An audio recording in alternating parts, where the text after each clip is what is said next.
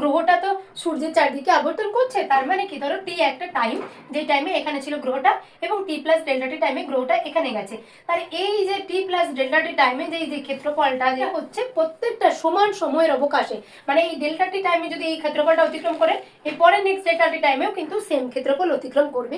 এটাই হচ্ছে আমার সেকেন্ড ল। তোমরা এস্কেপ ভেলোসিটির কনসেপ্টটা বুঝতে পেরেছো? এস্কেপ ভেলোসিটিতে কিন্তু আমি তোমাদের বারবার বলছি, এই কোশ্চেনটা বারবার আসে যে দুটো ডিফারেন্ট গ্রহের জন্য বলেছে এবং তাদের মাস দেওয়া আছে, তো সেই ক্ষেত্রে কিন্তু এস্কেপ ভেলোসিটি আলাদা হবে না। সূর্যের মধ্যে যে দূরত্ব সেটাকে যদি কমিয়ে হাফ করে দিই তাহলে আমাদের কত দিনে 1 বছর হবে? এখানে দেখো 4π² বা g m0 প্রত্যেকটা কনস্ট্যান্ট, আমার এইখানে কোনোটার ভ্যালু কোনোভাবেই চেঞ্জ হওয়ার কথা নয়, এটা তো কনস্ট্যান্ট টার্ম। তার মানে কি এখান থেকে আমরা লিখতে পারি t² proportional to r3। Hello, welcome back to our ICS. আজকের ক্লাসে আমরা পড়বো হচ্ছে কেপলারস ল, যেটা তোমাদের ক্লাস 11 সেমিস্টার 2তে আছে। তো ভিডিও স্কিপ না করে শুরু থেকে লাস্ট অব্দি দেখে নেবে অবশ্যই, কারণ আজকে আমরা ভিডিওতে যেটা কভার করব কেপলারস ল, 3টে ল এবং সেই 3টে লর কি করে ডিরাইভ করবে এবং সেই লগুলো থেকে যে ম্যাথমেটিক্যাল এক্সপ্রেশনগুলো পাবো সেগুলো দিয়ে কি কি প্রবলেম তোমার আপকামিং সেমিস্টারের জন্য ইম্পর্টেন্ট সে সমস্ত কিছুই কভার করব। তো ভিডিও স্কিপ না করে শুরু থেকে লাস্ট অবধি সবাই দেখতে থাকো। আশা করছি তোমরা বাকি যে লেকচারগুলো ছিল তোমাদের এই চ্যাপ্টার থেকে অবশ্যই সবাই ভিডিওগুলো দেখবে এবং আমি প্রত্যেকটা ভিডিওতে এই যে চ্যাপ্টার থেকে যা যা ভিডিও করেছি, এমন হয় মেবি 2টো বা 3টে করেছি, তো এই প্রত্যেকটা ভিডিওতে আমি থিওরিটা পড়িয়েছি এবং তার সাথে সাথে তোমাকে তার রিলেটেড প্রবলেম করিয়েছি। তাতে তোমার কি হয়েছে, থিওরির সাথে সাথে প্রবলেমগুলো কিন্তু কনসেপ্টটা ক্লিয়ার হয়ে গেছে এবং ওই প্রবলেমগুলো ওই রকম টাইপেরই কিন্তু প্রবলেম আসবে তোমাদের এক্সামের জন্য। তো এক্সামের জন্য খুব ইম্পর্টেন্ট। তো সবাই যারা এই ভিডিওটা দেখছো বাকি ভিডিওগুলো অবশ্যই দেখবে। তো তোমরা যারা থিওরি পড়ে নিয়েছো তাদের জন্য হেল্পফুল হবে, বা যারা বুঝতে পারছো না যে এই থিওরিটা থেকে কেমন টাইপসের প্রবলেম আসতে পারে তাদের জন্য খুব হেল্পফুল হবে। আজকে আমি এই চ্যাপ্টারটা শেষ করে দেবো এবং এরপরে নেক্সট লেকচার আমি চেষ্টা করব তোমাদের যে প্রিভিয়াস ইয়ারে এই চ্যাপ্টার থেকে যা যা কোশ্চেন এসছে তার উপর ভিডিও দেওয়ার। আমরা যেটা পড়বো সেটা হচ্ছে তোমাদের কেপলারস ল। কেপলারস লটা আমাদের জন্য খুবই ইম্পর্টেন্ট, কারণ কি আমরা এই কেপলারস লর মাধ্যমেই আমরা জানতে পেরেছিলাম যে একটা গ্রহ সূর্যের চারদিকে প্রদক্ষিণ করতে কত সময় লাগে এবং তার যে অরবিট কক্ষপথে প্রদক্ষিণ করছে সেই কক্ষপথটার তোমার শেপটা কেমন, সে সমস্ত ইনফরমেশনগুলো আমরা এই কেপলারস লর মাধ্যমেই জানতে পারি। তাই কেপলারস লটা হচ্ছে আমাদের একটা ইম্পর্টেন্ট, যে আমাদের নেচারের সমস্ত এই সময় জানার, নেচারের যে ইনফরমেশন এই সমস্ত কিছু জানার জন্য। তো কেপলারস ল বিজ্ঞানী কেপলার্সের আগে তোমাদের কোপার্নিকাস, আমাদের বিজ্ঞানী যে কোপার্নিকাস ছিল, কোপার্নিকাস আমাদের এই কথাটা কিন্তু বলেছিল যে সূর্যের চারদিকে গ্রহগুলো আবর্তন করবে, সূর্যের চারদিকে হচ্ছে গ্রহগুলো আবর্তন করবে। এবং সেই সময় কি, সেটা তো অনেক যুগ আগেকার কথা বলছি, তো সেই সময় টেলিস্কোপ প্রথমে আবিষ্কার হয়নি, কিন্তু টেলিস্কোপ ছাড়াই বিজ্ঞানী ওই টেলিব্রাহে বলে একজন বিজ্ঞানী ছিল, সেই বিজ্ঞানী বিভিন্ন রকমের গতিপথের গ্রহের আবর্তনকাল বা গ্রহের যে গতিপথ সেই সমস্ত বিষয় নিয়ে অনেক ইনফরমেশন দিয়েছিল। পরবর্তীতে যখন তোমাদের গ্যালিলিও টেলিস্কোপ আবিষ্কার করলো, তারপরে মানুষ ধরো টেলিস্কোপের থ্রু দিয়ে আরো অনেক ইনফরমেশন জানতে পারলো এবং তোমার কেপলার্স কি করলো, আগের যে ইনফরমেশনগুলো ছিল সেগুলোকেই ও বিশ্লেষণ করেছে, জাস্ট অ্যানালিসিস করেছে, আবার সেই জিনিসগুলোকে নিয়ে থিঙ্কিং করেছে, দিয়ে সে তিনটা আমাদের ফর্মুলা 3টে ল দিয়েছে বলতে পারো, যে তিনটা লই হচ্ছে আমাদের খুব ইম্পর্টেন্ট ল। ফার্স্ট লটা কি ছিল? ফার্স্ট লটা বলছে যে কোপার্নিকাস যেটা বলেছিল সেটাই, হচ্ছে যে তোমার সূর্যের চারদিকে গ্রহগুলো আবর্তন করবে এবং সেটা কি উপবৃত্তাকার কক্ষপথে। কি বললাম? সূর্যের চারদিকে গ্রহগুলো আবর্তন করবে কিন্তু সেটা উপবৃত্তাকার কক্ষপথে হবে এবং সেই উপবৃত্তাকার কক্ষপথে একটা ফোকাস পয়েন্টে তোমার সূর্যটা থাকবে। এটা হচ্ছে ফার্স্ট ল ছিল। সেকেন্ড লটা হচ্ছে যে তোমার এই যে সূর্য এবং গ্রহের সংযোগ সরলরেখা, সেই সংযোগ সরলরেখা হচ্ছে প্রত্যেকটা সময়ের অবকাশে সমান ক্ষেত্রফল অতিক্রম করবে। এটা হচ্ছে সেকেন্ড ল ছিল। থার্ড লটা কি ছিল? থার্ড লটা হচ্ছে যে একটা গ্রহের আবর্তন কাল, সূর্যের চারদিকে যে প্রদক্ষিণ কালের বর্গ, সেইটা হচ্ছে সমানুপাতিক কার সাথে প্রপোর্শনাল? সেটা হচ্ছে যে তোমাদের যে সেমি মেজর অ্যাক্সিসের লেন্থটা তার কিউবের সাথে প্রপোর্শনাল। এই তিনটা হচ্ছে তোমার ফর্মুলা। তো এই তিনটা ফর্মুলা নয়, এই তিনটা হচ্ছে তোমার ল। এই তিনটা ল মানে কি বোঝায়, এইটা তো আমরা ফিজিক্সের ভাষায় ফিজিক্সের বইয়ে দেখতে পাই লেখা, কিন্তু এটার মানেটা কি অ্যাকচুয়ালি সেটা আমরা এখন ডিটেলসে বুঝবো, ঠিক আছে? তো চলো ফার্স্টেরটা দেখি। ফার্স্টে আমি কি বললাম যে সূর্যকে মানে সূর্য আর গ্রহের মধ্যে যে কক্ষপথটা সেটা নিয়ে বলছিলাম, যে সূর্যের চারদিকে প্রত্যেকটা গ্রহ আবর্তন করবে উপবৃত্তাকার কক্ষপথে। মানে এইটা ধরো আমার একটা গ্রহ, এইটা ধরো আমার সূর্য, এটা ধরো সূর্য আর এটা হচ্ছে আমার একটা গ্রহ।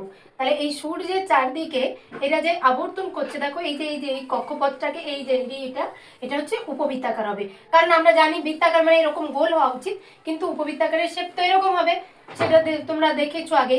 তাহলে একটা সূর্যের চারদিকে এর যে উপগ্রহ মানে কক্ষপথটা হবে সেটা অবশ্যই উপবৃত্তাকার কক্ষপথ হবে। এবং ইম্পর্টেন্ট পয়েন্ট হচ্ছে যে এই উপবৃত্তাকার কক্ষপথে যে ফোকাস বিন্দু সেইখানে হচ্ছে আমার সূর্যটা থাকবে। এটাই হচ্ছে আমার ফার্স্ট লটা।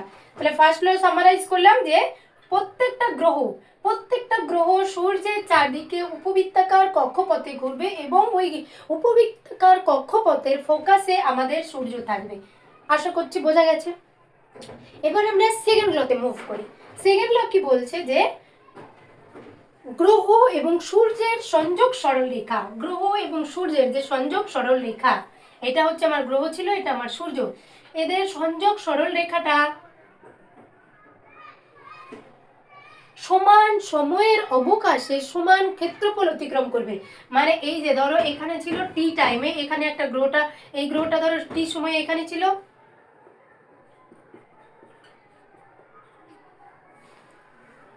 তাহলে আমি কি বললাম, সেকেন্ড লটা ছিল যে সূর্য এবং গ্রহের যে সংযোগ সরলরেখা সমান সময়ের অবকাশে সমান ক্ষেত্রফল অতিক্রম করবে।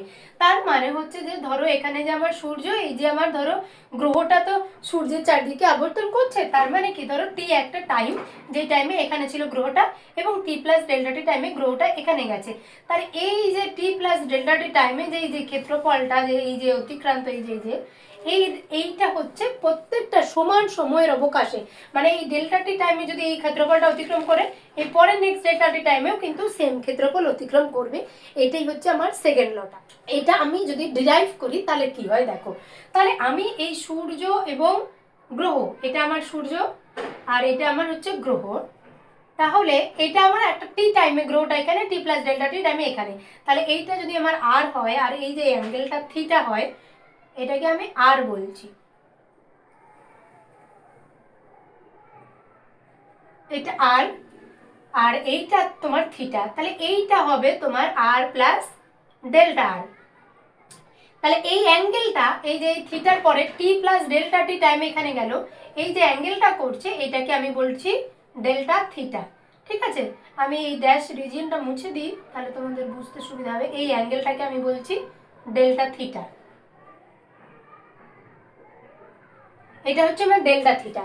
তাহলে আমি কি জানতে চাইছি যে এই এরিয়াটার ক্ষেত্রফলটা আমার ধ্রুবক হতে হবে, কারণ আমি বলছি কি যে টাইমের সাথে সাথে আমি যদি ডেল্টা টাইমের সাথে দেখি তাহলে ওই যে ক্ষেত্রফলটা সবসময় সমান হবে, তার মানে কি ওই ক্ষেত্রফলটা ধ্রুবক হবে।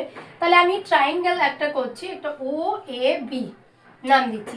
তাহলে ওই ও A B ট্রায়াঙ্গেলটার, O A B যে ট্রায়াঙ্গেলটা তার এরিয়া কত হবে, এরিয়া ডেল্টা এ নাম দিচ্ছি, ডেল্টা এ ইকুয়াল টু কত হওয়া উচিত, হাফ ইন্টু ভূমি ইন্টু উচ্চতা, তাহলে হাফ, ভূমি কত আর, ওকে, কিন্তু উচ্চতা মানে কি এইটা, তাহলে উচ্চতা ইকুয়াল টু কত হবে, আমরা কি দেখেছিলাম S equal to R theta, কোন একটা বৃত্তের ব্যাসার্ধের বৃত্ত চাপের মান যে ছিল S equal to R theta সেখান থেকে।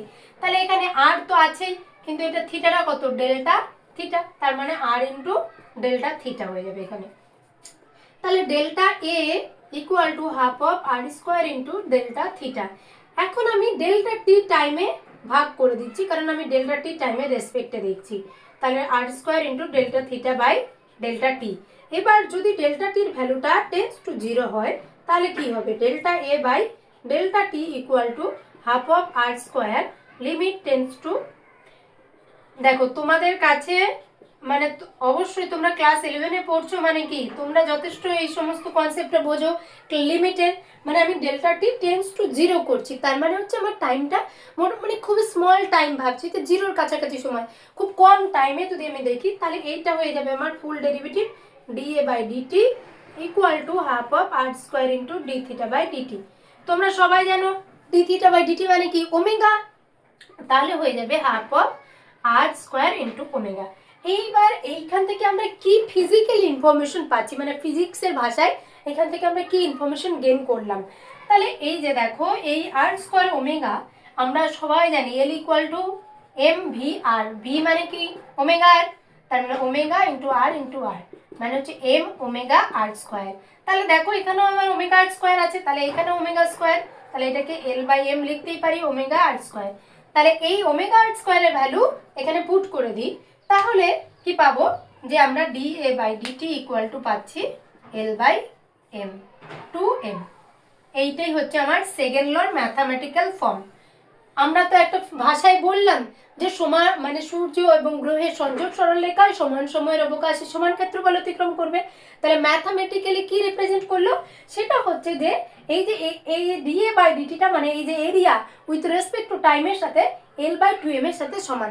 এবার এলটা কি অ্যাঙ্গুলার মোমেন্টাম, আমি বলছি যে ডিএ বাই ডিটির ভ্যালুটা কনস্ট্যান্ট, তার মানেটা কি যে এই টার্মটা অবশ্যই কনস্ট্যান্ট হবে। তাহলে এই এল বাই টু এম টার্মটা যদি কনস্ট্যান্ট হয়, তোমার এল বাই টু এম টার্মটা কনস্ট্যান্ট হলো, তাহলে L by two m equal to constant পাচ্ছি। এই কথাটার মানে কি, মাস তো অবভিয়াসলি কনস্ট্যান্ট, মাস ভর তো কনস্ট্যান্টই হবে। তাহলে এল বাই টু এমটা কনস্ট্যান্ট, এর মানেটা কি বোঝাচ্ছে যে অ্যাঙ্গুলার মোমেন্টাম কনস্ট্যান্ট। তাহলে অ্যাঙ্গুলার মোমেন্টাম কনস্ট্যান্ট হচ্ছে আমরা জানতে পারলাম কোথা থেকে, কেপলার্সের সেকেন্ড ল থেকে আমরা জানতে পারি যে এই যে গ্রহগুলো সূর্যের চারদিকে আবর্তন হচ্ছে সেই সময় আমাদের অ্যাঙ্গুলার মোমেন্টামটা অবশ্যই কনস্ট্যান্ট হবে। তো এক নম্বরে কোশ্চেন আসতে পারে যে আমরা কেপলার্সের মানে কোশ্চেনটা দুভাবে আসতে পারে, এইভাবে আসতে পারে যে আমরা কেপলার্সের সেকেন্ড ল থেকে কি জানতে পারি, অপশন দেওয়া আছে linear momentum constant, angular momentum constant, velocity constant, এরকম অনেকগুলো অপশন আছে। তাহলে কি হবে উত্তর, অ্যাঙ্গুলার মোমেন্টাম কনস্ট্যান্ট এক নাম্বার। সেকেন্ড হতে পারে যে অ্যাঙ্গুলার মোমেন্টাম কনস্ট্যান্ট কোন ল থেকে জানতে পারি, কেপলার্সের সেকেন্ড ল থেকে। তারপরে এখান থেকে প্রবলেম আসতে পারে, হয়তো তোমাকে এরকম বলে দিয়েছে যে রেডিয়াস তোমার আর এর ভ্যালু দেওয়া আছে, মাসের ভ্যালু দেওয়া আছে, তখন সেই প্রবলেমটা অ্যাঙ্গুলার মোমেন্টামের রেশিও বের করতে পারে। আমি তোমাদের এরপরে প্রবলেম করবো, আগে আমরা ইয়ে করে নিই, তোমার লগুলোকে এক্সপ্লেন করে নিই ভালো করে। তাহলে সেকেন্ড লটা হয়ে গেল। এবার আমরা থার্ড লতে যাই। থার্ড লটা আমি কি বলেছিলাম, এটা আমি মুছে দিই।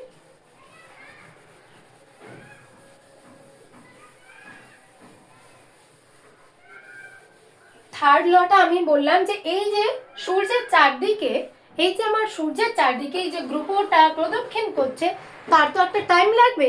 যেমন আমাদের ধরো 24 ঘন্টায় দিন রাত্রি হচ্ছে, তার মানে কি আমরা এই 24 ঘন্টাকে টাইম পিরিয়ড বলি। সেরকম এই যে গ্রহ সূর্যের চারদিকে প্রদক্ষিণ কালটা যে স্কোয়ার মানে টি স্কোয়ার, প্রদক্ষিণ কালের যে বর্গ সেটা প্রপোর্শনাল টু হচ্ছে এই যে সেমি মেজর অ্যাক্সিস, সেই সেমি মেজর অ্যাক্সিসের তার কিউব। এটাকে আমরা বলা হয়, এইটা ধরো আমার যদি অরিজিন হয় মানে একটা ইলিপসের ক্ষেত্রে সেমি মেজর অ্যাক্সিস এবং মাইনর অ্যাক্সিস আছে দুটো, এটাকে বলা হয় মেজর অ্যাক্সিস, এটাকে বলা হয় মাইনর অ্যাক্সিস। তো এই মেজর অ্যাক্সিসের কিউবের প্রপোর্শনাল হচ্ছে, তাহলে এই যে মানে ভাষায় কি লিখেছিল যে টাইমের মানে প্রদক্ষিণ কালের যে বর্গ মানে T square proportional to semi major অ্যাক্সিসের কিউবের ঘনফলের সমানুপাতিক। এইটাকে বলা হয় আমাদের, এটা যদি ইলিপসিক্যাল সাইড হয় মানে কক্ষপথটা ইলিপ্টিক্যাল হয়, এটা আমার সেমি মেজর অ্যাক্সিস বলা হয়, এটাকে আমার মাইনর অ্যাক্সিস বলা হয়। তাহলে এর যে বর্গ তার সাথে এই ঘনফল তার সাথে টাইম পিরিয়ডের স্কোয়ারের সমানুপাতিক। ধরো সাপোজ এটা এ আর এটা আমরা বি বলে ডিনোট করি, মানে ইন জেনারেল ম্যাথামেটিক্সের ফর্মে। এবার আমরা এটাকে ডিরাইভ করি। এ তো এমনি এমনি বলে দেয়নি, আমরা প্রথমেই বললাম যে ও অলরেডি ইনফরমেশন ছিল এবং সেই ইনফরমেশনগুলোকে ও মানে জাস্ট অ্যানালিসিস করে এক্সপ্লেন করে দেখেছে, দিয়ে এই ফর্মুলাগুলো পেয়েছে, মানে এই ম্যাথামেটিক্যাল এক্সপ্রেশনগুলো পেয়েছে। তাহলে এটাকে আমরা ডিরাইভ করি যদি, তাহলে কি হবে দেখো। তাহলে ধরো সূর্যের মাস এম নট এবং আমার যে গ্রহ তার মাস স্মল এম। তাহলে গ্রহটা সূর্যের চারদিকে আমার প্রদক্ষিণ করছে, তার মানে কি একটা সেন্টিপিটাল ফোর্স কাজ করছে। তার মানে আমরা লিখতে পারি M V square by R equal to, এবার এদের দুজনের মধ্যে কি ফোর্স কাজ করছে, অবভিয়াসলি আমরা কি চ্যাপ্টার পড়ছি, গ্র্যাভিটেশন, তার মানে gravitational force G M into capital M not divided by কি হবে আর স্কোয়ার। দেন এখান থেকে ভি স্কোয়ার ইকুয়াল টু কি পাচ্ছি, G M not divided by R, এটা হচ্ছে আমার ভি স্কোয়ারের value. Then v equal to square root of G M by R, M naught by R. এইবার আমি টাইম পিরিয়ডটা বের করতে চাইছি। Time period T equal to কি হওয়া উচিত, টাইম মানে কি, এক্স ইকুয়াল টু ভিটি, ছোটবেলায় পড়েছো, মানে ফার্স্ট চ্যাপ্টারই পড়েছো, এক্স ইকুয়াল টু ভিটি, মানে এক্স ইকুয়াল টু ভিটি পড়েছো আগে, একদম ফার্স্ট চ্যাপ্টারে পড়েছো।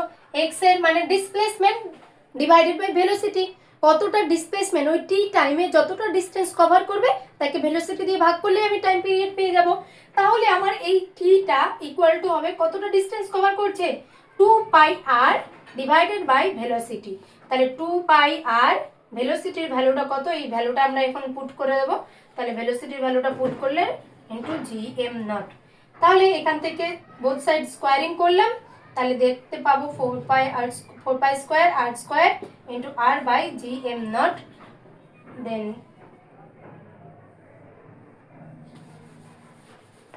এখান থেকে পাচ্ছি আমরা তাহলে T square equal to 4 pi square and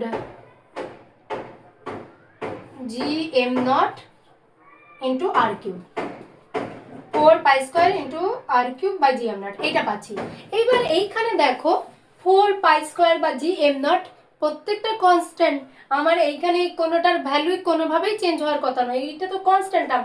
তার মানে কি এখান থেকে আমরা লিখতে পারি টি স্কোয়ার প্রপোর্শনাল টু, তাহলে দেখো T square proportional to R cube, এইটাই হচ্ছে আমার থার্ড ল ছিল। তাহলে আশা করছি থার্ড লটা খুব ভালো করে এবং প্রত্যেকটা ল তোমরা সবাই খুব ভালো করে বুঝতে পেরেছো। তাহলে এইখান থেকে আমরা যে তিনটা ইনফরমেশন পেলাম, ফার্স্ট একটা হচ্ছে কক্ষপথটা কি হবে, ইলিপ্টিক্যাল বা উপবৃত্তাকার কক্ষপথ। তোমার শর্ট কোশ্চেনে ইলিপ্টিক্যাল বা উপবৃত্তাকার কক্ষপথ হবে। সেকেন্ডটা কি, সেকেন্ড ল অফ ক্যাপলার্স থেকে কি জানতে পারি যে অ্যাঙ্গুলার মোমেন্টাম এলটা কনস্ট্যান্ট হবে। থার্ড ল থেকে কি জানতে পারি যে টাইমের যে বর্গ প্রদক্ষিণ কালের যে টাইমের স্কোয়ার প্রপোর্শনাল টু এ কিউব হবে। এটাই হচ্ছে আমার তিনটা ল। তো এসকেপ ভেলোসিটির ডেফিনেশনটা কি হচ্ছে, এসকেপ ভেলোসিটির ডেফিনেশনটা আগে জানো। ভেলোসিটি হচ্ছে এমন একটা ভেলোসিটি যেই ভেলোসিটিতে তুমি ছুড়লে আর অবজেক্টটা তোমার ভূপৃষ্ঠে ফিরে আসবে না। তার মানে কি হচ্ছে যে ওই ভেলোসিটিতে তোমার এই অবজেক্টটার উপর কোনো গ্র্যাভিটেশনাল ফোর্স আর কাজ করছে না, তার ফলে ও আর ভূপৃষ্ঠে ফিরে আসছে না। কিন্তু তাহলে এই এসকেপ ভেলোসিটির ভ্যালু মানে মানটা কত হবে, কি করে আমরা ক্যালকুলেট করব যে কোনো একটা অবজেক্টের জন্য এসকেপ ভেলোসিটির মান কত হবে। তো চলো দেখি কি করে ক্যালকুলেট করা যায়। প্রথমত হচ্ছে যে এসকেপ ভেলোসিটি ক্যালকুলেট করার জন্য আমার পোটেনশিয়াল এনার্জি, আমি কি চাইছি যে একটা পোটেনশিয়াল এনার্জি বের করব আমরা। আমি চাইছি যে আমি একটা ভূপৃষ্ঠ থেকে ইনফাইনাইট দূরত্বে, যেখান থেকে আর ফিরে আসবে না সেরকম দূরত্বে অবজেক্টটা পাঠাতে চাইছি। তার মানে অবভিয়াসলি কি ওয়ার্ক ডান বের করতে হবে। তাহলে ধরো আর আমার ভূপৃষ্ঠ থেকে ইনফাইনাইটে পাঠাবো এবং by X square into DX, মানে এটা বেসিক্যালি আমার ফোর্স ইন্টু ডিএক্স। সবাই জানো এফ ডট ডিএক্সটা থেকে আমরা ওয়ার্ক ডান পাবো, ওয়ার্ক ডান মানে হচ্ছে এফ ডট ডিএক্স, সেটাই আমরা এখানে ইউজ করেছি, আর সেটা মানে চেঞ্জ অফ পোটেনশিয়াল এনার্জি। তো এইটাকে ক্যালকুলেট যদি করা হয় তার মানে কি পাবো, G into capital M small m minus of 1 by x, আর এটা ইনফিনিটিভ, এটা আর। সবসময় মনে রাখবে যে 1 বাই ইনফিনিটিভ মানে এটা জিরো, যদি ইনফিনিটি থাকে তো ইনফিনিটি থাকবে, কিন্তু নিচে 1 বাই 0 হলে সেটা আবার ইনফিনিটি হয়ে যাবে। ঠিক আছে, তাহলে এইখান থেকে আমি প্রথমে ইনফিনিটি বসাবো, ইনফিনিটি বসালে কত হবে 0, তারপরে আর বসাবো, তার মানে হচ্ছে এই মাইনাসটা থাকলো, তাহলে 0 মাইনাস জি এম এমটা আমি বাইরে লিখি by 1 by R into G M into small M. তার মানে বেসিক্যালি পাচ্ছি plus of G capital M small M by R. এইটা হচ্ছে আমার পোটেনশিয়াল এনার্জি। এবার আমি কি বলছি যে এমন দূরত্বে ছুটছি, এমন ভেলোসিটিতে ছুটছি, তার জন্য আর ফিরে আসছে না, সেটাকে আমি ভিই দিয়ে ডিনোট করছি, এসকেপ ভেলোসিটি যেহেতু। তাহলে এবার আমার চেঞ্জ অফ কাইনেটিক এনার্জি মানে total kinetic energy equal to half of M V square equal to potential energy G of capital M small M by R. তাহলে এইখান থেকে স্মল এম কাট আউট হয়ে গেল, তাহলে V square equal to G of capital M by R, এবং 2টা থাকছে এখানে 2gm বাই আর। তাহলে এখানে আবার যদি লিখি তাহলে কি পাচ্ছি, তাহলে V equal to square root of 2gm by R. এবার আমরা স্মল জি ইকুয়াল টু কি জানি, small G equal to GM by R square. তাহলে আমরা এখানে জিএম বাই আর এর ভ্যালুটা লিখতে পারি না, জি ইন্টু আর, এভাবে তো লিখতে পারি GM by R into 1/r। তাহলে জিএম বাই আর এর ভ্যালু ইন্টু জি আর হয়ে যাচ্ছে, তাহলে হচ্ছে এটা হয়ে যাবে 2GR। তাহলে আমরা এখান থেকে কি পেলাম, এসকেপ ভেলোসিটির মানটা হচ্ছে স্কোয়ার রুট অফ 2GR। এইখানে একটা ইম্পর্টেন্ট কমেন্ট, এইটা আমি দেখেছি অনেকেই মানে অফলাইনের স্টুডেন্টগুলোকেও দেখেছি, তারা খুব ভুল করে। এসকেপ ভেলোসিটি দুটো ডিফারেন্ট, মানে তোমাকে বলেছে ধরো একটা অন্য দুটো গ্রহের কথা বলেছে এবং দুটো গ্রহের মাস আলাদা দিয়ে দিয়েছে, দিয়ে বলেছে যে তাদের এসকেপ ভেলোসিটি কত হবে এবং কার ভেলোসিটি বেশি বা কম হবে, দুটো ডিফারেন্ট মাস দিয়েছে। তখন সেই ক্ষেত্রে সবাই মানে এমন ভুলভাল অ্যান্সার দাও তোমরা, মানে এক্সপেকটেশনেই থাকে না। এটা হচ্ছে যেমন দেখো এসকেপ ভেলোসিটি 2g, আর এখানে কোনো মাসের ডিপেন্ডেন্সি আছে? এখানে দেখো মাসের কোনো ডিপেন্ডেন্সি নেই। এটা কার মাসের উপর ডিপেন্ড করছে, এমটা কার মাস, এটা আমার সূর্যের মাসের উপর ডিপেন্ডেন্সি ছিল, আমরা সেটাকে রিমুভ করে এখানে জি আর নিয়ে আসলাম। তাহলে এইখানে কোনো মাসের ডিপেন্ডেন্সি নেই, তাহলে যে কোনো গ্রহের ক্ষেত্রে এসকেপ ভেলোসিটি সবসময় সমান হবে। এটা হচ্ছে ইম্পর্টেন্ট কমেন্ট, যে আমাকে যেই কোনো গ্রহ বলুক তাদের মধ্যে এসকেপ ভেলোসিটি অলওয়েজ সমান হবে, তাদের রেশিও ইকুয়াল টু 1।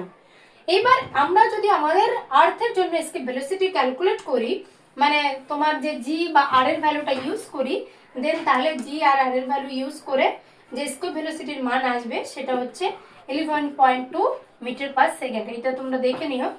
এটা হচ্ছে সিম্পলি জি আর আর এর ভ্যালুটা বসাবে, আর্থের যা রেডিয়াস এবং তোমার যে গ্র্যাভিটেশনাল কনস্ট্যান্ট জির ভ্যালু, সরি গ্র্যাভিটেশনাল কনস্ট্যান্ট নয়, গ্র্যাভিটেশনাল অ্যাক্সিলারেশন জির ভ্যালু, সেটা পুট করলে এসকেপ ভেলোসিটির মান 11.2 মিটার পার সেকেন্ড আসবে। এটাই হচ্ছে তোমার এসকেপ ভেলোসিটির constant, 0.8 metre per second square আর 6.4 × 10⁸ মিটার। এটা হচ্ছে তোমার জি আর আর এর ভ্যালু বসাবে, এটা আর্থের রেডিয়াস আর জি, এই দুটো ভ্যালু বসিয়ে তোমার ভি এর মানটা পেয়ে যাবে। তোমাদের আবার এই লাইনটা থেকে এই লাইনটা করতে গিয়ে অনেকে প্রবলেম হতে পারে, তার জন্যই আমি অঙ্কটা করেই দিচ্ছি। 9.8 × 6.4 × 10⁸। এইটা ক্যালকুলেট করলে আই থিঙ্ক এটা কিলোমিটারে আসবে, কিলোমিটার পার সেকেন্ড, এটা 11.2 কিলোমিটার পার সেকেন্ড। মানে তোমরা এসকেপ ভেলোসিটির কনসেপ্টটা বুঝতে পেরেছো। এসকেপ ভেলোসিটিতে কিন্তু আমি তোমাদের বারবার বলছি, এই কোশ্চেনটা বারবার আসে যে দুটো ডিফারেন্ট গ্রহের জন্য বলেছে এবং তাদের মাস দেওয়া আছে, তো সেই ক্ষেত্রে কিন্তু এসকেপ ভেলোসিটির আলাদা হবে না।